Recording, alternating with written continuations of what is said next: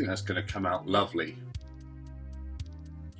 Oh, hello there, you just caught me filing my nails. In this video, we're going to check out some Oldhammer Eldar Dreadnoughts. Scifiwargamers.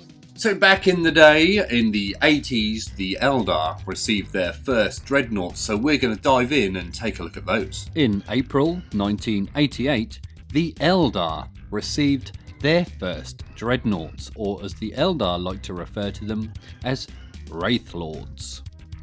There were 3 Dreadnought patterns for the Eldar in 1988, and they were the Banshee, the Eldar Support Dreadnought. The Warcry pattern was an Eldar Assault Dreadnought, and the Eldar War Demon, which was an Eldar Assault Dreadnought also.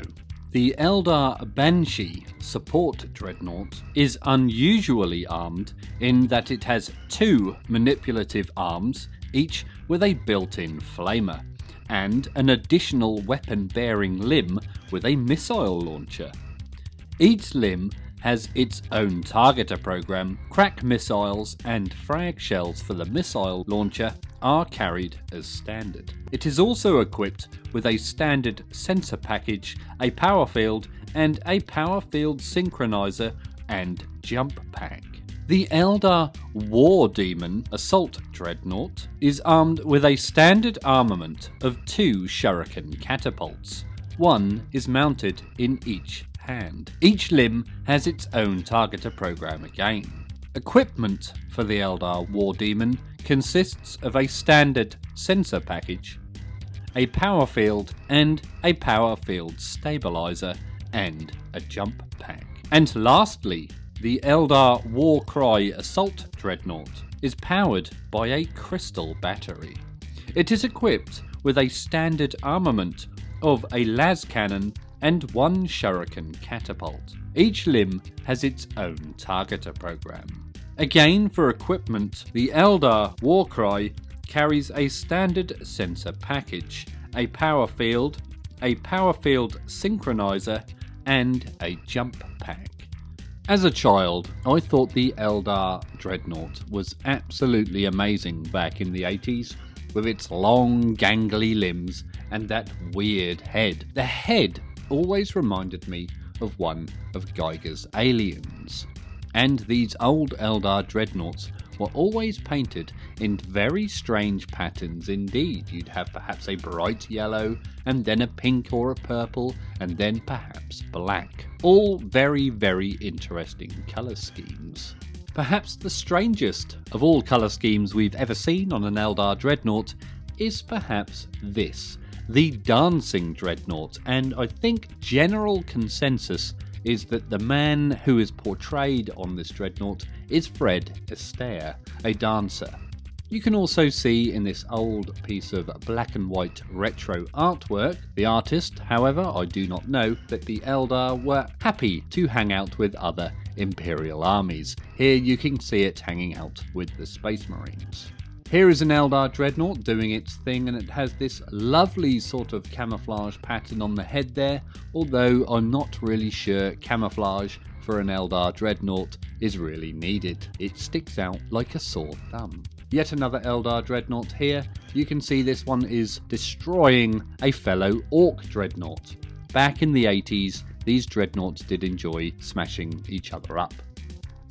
Now, a very interesting looking Eldar Dreadnought here. It might even be the War Robot variant. It has a very, very interesting colour scheme, and you can see an early Wraithguard there at its feet. I do love that fiery orange effect. Another one here, I think this might be the Eldar Robot variant, but you can see the really, really long limbs, especially on the legs there, and the veins on the back. As a kid, I always thought they might have been banner poles, but I don't think they are. This is a lovely, lovely piece here featuring an Eldar Dreadnought. This one, I believe, is by David Soper, and a lot of us know that he is still in the business of doing amazing paintwork even today. I do love this one very much. Some more Eldar vehicles hanging out here, and we can see the Dreadnought stroke robot there. This time they're in a grey and yellow scheme, which reminds me of the Legio Gryphonicus from Adeptus Titanicus. Here we can see an Eldar Dreadnought being shot in the back, his arms wide in pain there, being shot by something which I can't quite work out what it is. Here we see a lovely piece of artwork depicting an interesting Eldar scheme. It's pink and green. 10 out of 10 points if you've ever gone for a pink and green Eldar scheme. But these are apparently the Alai Mercenary Corps. A sort of tigery bumblebee effect going on here. I think we saw the artwork for this earlier. This is a lovely yellow and black scheme. I think this is a little more contemporary and you'd probably get away with this. And this, again, is from Iriel's personal company. A typical Alatok pattern here.